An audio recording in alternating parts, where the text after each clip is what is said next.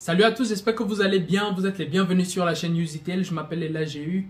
Ici nous parlons de livres, nous parlons de connaissances, nous parlons de personnes inspirantes afin de pouvoir développer notre jeunesse africaine et faire en sorte que tous les jeunes puissent utiliser leur talent. Aujourd'hui, nous allons parler d'un thème très intéressant. On va parler d'un peuple qui est passé par les souffrances de la Deuxième Guerre mondiale, mais également un peuple qui s'est prouvé par ses prouesses économiques, par ses prouesses militaire, et c'est un peuple qui me fascine et je peux dire que j'ai pu avoir quelques leçons de ce peuple et je voudrais partager ces leçons aujourd'hui avec vous. Restez scotchés, on commence, c'est parti. Avant de commencer avec le thème d'aujourd'hui, je voudrais vous présenter une assertion de Nelson Mandela. L'éducation est l'arme la plus puissante que l'on puisse utiliser pour changer le monde. Commençons avec la vidéo d'aujourd'hui. Le monde des Juifs. Les Juifs, ce sont des personnes assez intéressantes. C'est un peuple qui me fascine, comme je l'ai déjà dit au début de cette vidéo. Un peuple chez lequel j'ai appris beaucoup de leçons. C'est vrai que je n'ai jamais été en Israël, je n'ai jamais été à Jérusalem, mais juste par l'observation d'une perspective distale, j'ai pu trouver des points assez intéressants dans leur culture et c'est des points que je voudrais partager avec notre jeunesse africaine. Ce sont des points que j'ai vus, que je voudrais partager aujourd'hui avec vous et ces points-là peuvent nous aider certainement à déterminer comment est-ce que nous pouvons changer notre continent et comment est-ce que nous pouvons faire avancer les choses. Quelle est la première leçon que j'ai apprise des Juifs? Première leçon que j'ai apprise des Juifs: le travail. Le travail est une valeur importante. Et pourquoi est-ce que je parle de travail? Je regarde beaucoup plus aux résultats. Les Juifs représentent environ 0,2% de la population mondiale. C'est dire environ 14 millions, 15 millions de personnes, ou bien 16 millions de personnes. Mais lorsqu'on regarde leur contribution dans les domaines scientifiques, et spécialement en ce qui concerne les prix Nobel, on voit que les Juifs sont majoritairement représentés. C'est-à-dire que lorsqu'on prend la liste des prix Nobel, on va se rendre compte qu'environ 22% des noms qui sont sur la liste des prix Nobel sont des Juifs. Ce sont des Juifs. C'est-à-dire que si on prenait environ 5 personnes qui ont eu le prix Nobel, on va se rendre compte qu'il y a au moins une personne à l'intérieur de cette liste qui est juive. Cela montre à quel point les Juifs arrivent à percer dans des domaines qui requièrent un certain degré d'intelligence ou bien un certain degré d'ouverture d'esprit. Ça, c'est une petite illustration que je peux donner. Juste pour vous donner une petite anecdote, il y avait l'anniversaire de la création de la République populaire de Chine qui se tenait, je crois, il y a de cela 2 mois. C'était le 75e anniversaire et j'avais été invité dans un banquet avec un autre étudiant de mon université. Nous sommes arrivés au banquet, on arrive au banquet, la salle est magnifique. Devant la salle, il y avait un podium, et ensuite il y avait une grande table. C'était la plus grande table que j'ai jamais vue de toute ma vie. Ça pouvait prendre environ 25 personnes si je peux être exact. Et autour, il y avait d'autres petites tables qui prenaient environ 6 personnes. Donc nous sommes assis, nous étions en arrière et il y avait maintenant ces personnes-là qui devaient être les personnes les plus importantes et qui devaient venir s'asseoir sur la grande table. Et ce jour-là, j'étais intéressé par rapport aux personnes qui étaient sur la grande table. Mais après, je me suis posé la question s'il y avait un Israélien parmi. J'étais devenu assez curieux. Donc, à la fin de la cérémonie, nous sommes rendus, moi et cet étudiant, nous sommes rendus vers un homme. Il avait, je peux dire que je pouvais le donner à environ 65 ans, peut-être 70 ans. Je regardais et par après, nous sommes partis vers ce monsieur qui avait une apparence de quelqu'un qui avait environ 70 ans. On va vers lui et je me présente et il me dit qu'il est australien. Lorsqu'il m'a dit qu'il est australien, on a juste parlé pendant un petit moment et ensuite on s'est séparés. Mais par après, je me retourne et je vois un monsieur. Je regarde et quelque chose me dit que ce monsieur a l'air très très intéressant. Je pouvais le donner environ, je peux dire 80, 85 ans. Il avait l'air assez âgé, mais il dégageait une certaine forme d'aura, si je peux le dire. C'était quelque chose de très très intéressant. Donc je l'ai regardé et j'ai pu sentir que c'était quelqu'un qui était assez intéressant. Donc, par après, et donc j'ai profité de l'occasion, de ce qu'il ne conversait pas, je suis parti vers lui. Je l'ai salué. Après, je lui ai demandé de quelle nationalité il était. Il m'a dit qu'il est israélien. Et après, nous avons eu une petite conversation. C'est par après. J'ai donc su qu'il était un professeur de biochimie et qu'il avait découvert l'ubiquitine. Mais apparemment, c'était un thème qui avait poussé la recherche scientifique dans le domaine de la biochimie. C'est-à-dire, c'était une avancée dans le domaine de la biochimie. Il s'appelle Avram Hershko. Il s'appelait Avram Hershko. Et donc, ce jour-là, par après, nous avons pris une photo avec ce monsieur. C'était un jour assez intéressant. C'était un jour très très intéressant. C'est juste une anecdote pour vous dire combien les Israéliens sont assez prolifiques, ils sont assez travailleurs. Et ce monsieur était en vie, ce monsieur avait environ 80-85 ans, si c'est que je ne me trompe pas, et il était consultant. Consultant pour une entreprise pharmaceutique chinoise. Et donc, à cet âge, il continuait de travailler. Et c'est quelque chose qui est assez récurrent chez les Juifs. Et c'est quelque chose que je trouve admirable. C'est quelque chose que je trouve réellement admirable. La société chinoise également a cette valeur qu'elle cultive, mais il y a une petite différence qui existe entre la culture chinoise sur les valeurs du travail et la culture juive. Et je vais partager cela dans cette vidéo. Une petite illustration personnelle basée sur mes recherches. Je peux donner par exemple l'exemple de Ben Shapiro. Ben Shapiro, c'est un avocat qui a été formé à Harvard. Pendant qu'il était à Harvard, il a écrit plusieurs livres en tant qu'étudiant. Après, il s'est lancé dans des podcasts. Il a commencé à faire des podcasts, des invitations avec différentes personnes. Et c'est comme ça qu'il s'est lancé dans la politique américaine. Et c'est un gars prolifique. La dernière fois que je suis parti sur sa chaîne YouTube, je ne sais pas combien de vidéos Monsieur Ben Shapiro arrive à produire en une semaine. C'est un gars tellement prolifique et parfois je me demande comment est-ce qu'il arrive à être aussi productif juste en une semaine. Et ça, c'est juste un seul exemple. Il y a plusieurs personnes qui sont comme cela. Il y a par exemple un autre youtubeur que j'aime bien, il s'appelle Berel Solomon, un gars également assez intéressant. Et il y a plusieurs autres. Donc le travail est une des leçons que j'ai prises de la société juive. Ça, c'est la leçon 1 dont je peux parler. Et en ce qui concerne la leçon 2 que j'ai pu recueillir de la société juive ou bien de la communauté juive, c'est qu'ils placent les débats et les discussions au centre de leur société. Et donc, je me suis posé la question, pourquoi est-ce qu'ils font cela? Et la réponse est que ces débats ou bien ces discussions qu'ils placent au centre de leur société, c'est le socle de leur développement. Pour ceux qui ne le savent pas, les Juifs ont une religion, la religion abrahamique dont on appelle la religion juive. Et dans cette religion, il y a des points qui sont assez essentiels. L'un des points essentiels, c'est qu'ils étudient la loi qui a été donnée par Dieu à Moïse. Et c'est quelque chose qu'ils sont censés faire nuit et jour, méditer sur cela. Et comment est-ce qu'ils font leur méditation sur ces choses? C'est qu'ils vont prendre une portion de texte. La plupart du temps, ce sont les rabbis qui font cela. Ils vont prendre une portion de texte. Ils vont essayer de discuter sur ce texte. Ils discutent sur ce texte. Une personne va venir avec une opinion. L'autre personne va venir avec une autre opinion. L'autre personne vient avec une autre opinion. Et ils vont prendre toutes ces différentes opinions-là et ils vont le mettre dans un livre. Et quel est le livre qu'on obtient? On obtient le Talmud. Le Talmud est la collection de tout ce que les rabbis ont dit par rapport à la loi qui a été écrite à Moïse. C'est un livre très très intéressant, mais c'est également le livre le plus gros que j'ai jamais vu. Je sais pas, ça peut avoisiner environ les 3000 pages, environ 3000 pages, et ça c'est juste le Talmud général. Ce n'est pas le Talmud babylonien, parce qu'il y a également un autre Talmud dont ils appellent le Talmud babylonien, c'est encore un autre livre, mais il n'est pas aussi épais que le premier. Il n'est pas aussi épais que le Talmud général. Il y a des valeurs morales qui y sont discutées. C'est un livre intéressant. Je peux dire qu'il y a tellement de choses dont je n'avais pas pensé. C'est absolument fantastique. Ce livre est absolument fantastique. C'est quelque chose que je ne peux pas... Je peux décrire avec les mots dans une certaine mesure.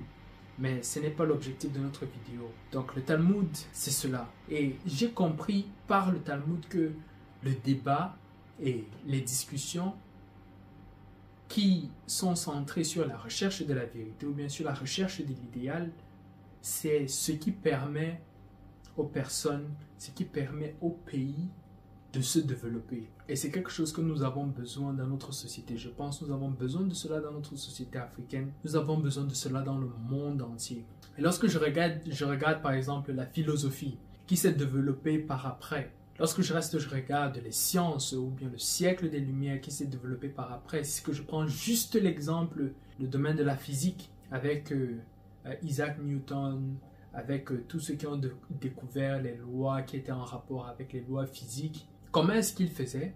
C'est qu'ils vont prendre un phénomène et ils vont chercher à expliquer ce phénomène avec les outils qui sont déjà là. Les outils qui sont déjà là, on parle du langage et on parle des mathématiques. Une personne va venir avec une explication qu'il trouve appropriée pour expliquer le phénomène.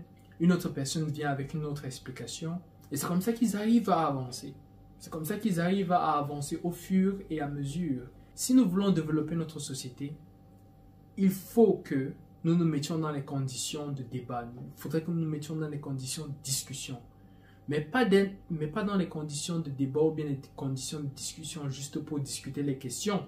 Mais c'est pour chercher la vérité.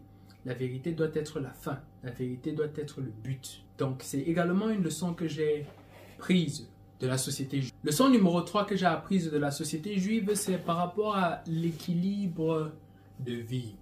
En ce qui concerne le travail, je parlais tantôt que les cultures chinoises et les cultures juives ont deux différentes vues en ce qui concerne le travail et la productivité.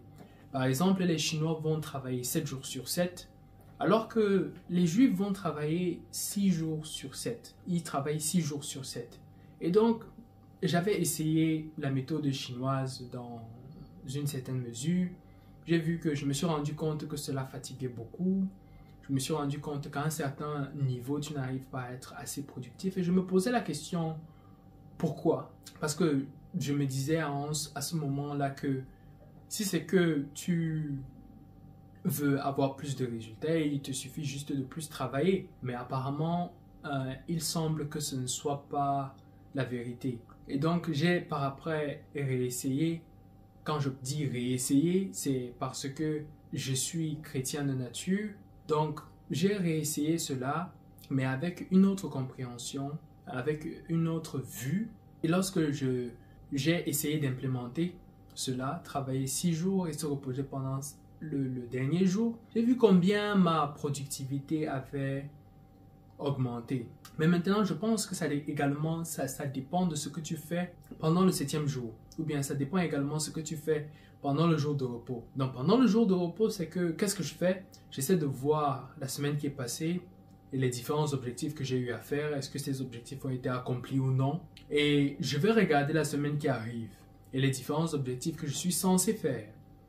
Je vais essayer de modifier ces objectifs. Je vais essayer de les mettre en synchronisation. Je vais essayer de les mettre en harmonie également avec les valeurs que je recherche. Et c'est comme ça que juste par effet d'organisation, j'arrive à avoir un meilleur aperçu en fait. Donc, je vois que ça, c'est également l'importance de cela. C'est également l'importance de cela. Mais j'ai vu également que l'importance de prendre du repos, ce n'est pas juste pour penser, mais c'est également prendre le recul.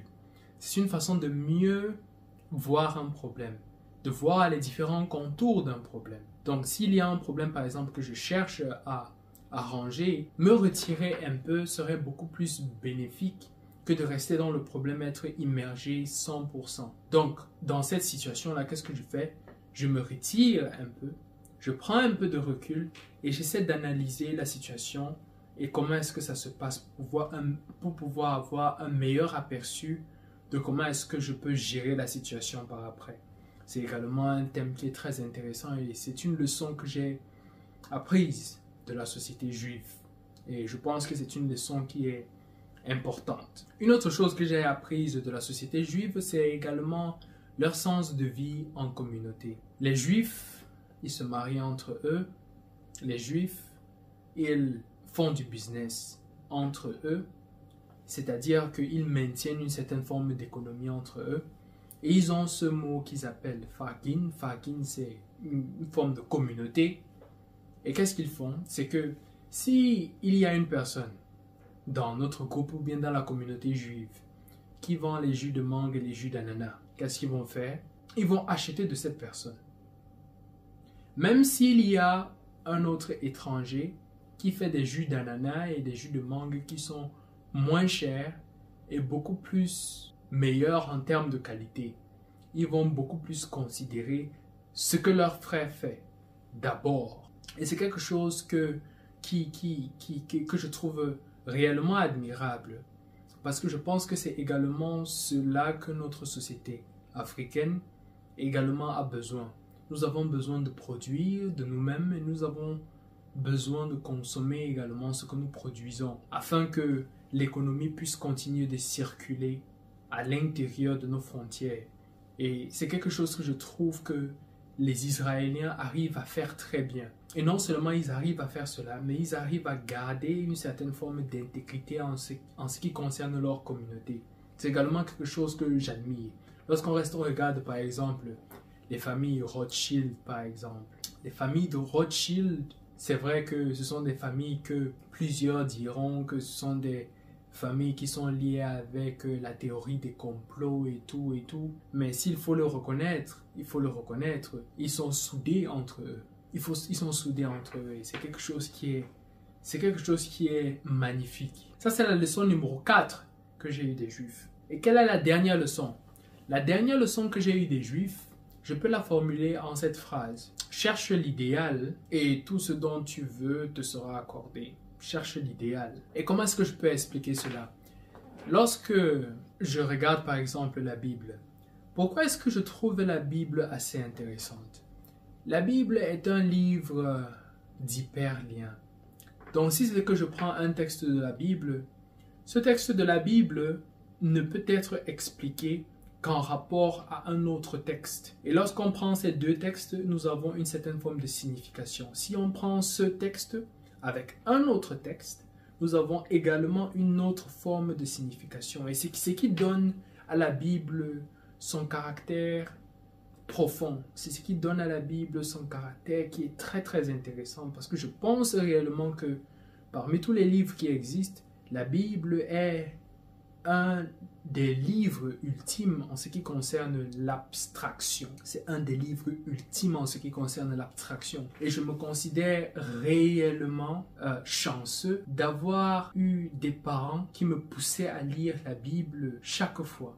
Pourquoi? Quand j'étais petit, moi, je savais pas à quoi est-ce que cela devait servir de lire la Bible, mais je lisais la Bible. Et également, la Bible était assez intéressante, si je peux le dire. Le livre de Proverbes était assez intéressant. C'est par le livre de Proverbes que j'ai commencé à aimer à lire la Bible. Mais par après, je me suis rendu compte que toutes ces histoires qui existent dans la Bible sont des histoires qui ont une multitude de significations. Par exemple, Dieu. Comment est-ce qu'on va définir Dieu? Si ce qu'on regarde selon la perspective de la Bible, le Dieu d'Abraham était un Dieu qui appelait à l'aventure. Si on regarde selon la perspective de Daniel, le Dieu de Daniel est un Dieu qui sauve des circonstances. Lorsqu'on regarde le Dieu de Noé, c'est un Dieu qui t'appelle à te préparer. Lorsqu'on regarde dans le cas de Jésus-Christ, nous voyons que Dieu également est celui-là qui se sacrifie. Et toutes ces différentes significations sont ce qui qualifie Dieu en fait. Mais il y a également une autre forme de signification qui qualifie Dieu et que j'ai découverte très récemment. C'est que Dieu est tous ces idéaux que nous voyons. La vérité, la sagesse, l'intelligence, la beauté. Et lorsque tu te donnes pour objectif de chercher ces idéaux, de chercher la vérité, de chercher la beauté en faisant un art, à chercher la sagesse, par les expériences ou bien par la connaissance, tu arrives à avoir tout ce dont tu as besoin. Et c'est quelque chose d'assez intéressant. Et je peux dire que le plus grand cadeau que les Juifs ont fait au monde, ce serait la Bible. Donc, en ce qui concerne les leçons que l'on peut tirer des Juifs, voici les leçons que j'ai pu tirer. Si vous avez d'autres leçons que vous avez pu tirer de la communauté juive, faites-les parvenir dans les commentaires. Et n'oubliez pas de liker la vidéo, souscrivez à la chaîne. De cette façon, à chaque fois que les vidéos sortiront, vous informer. Et on se dit à la prochaine vidéo. Merci.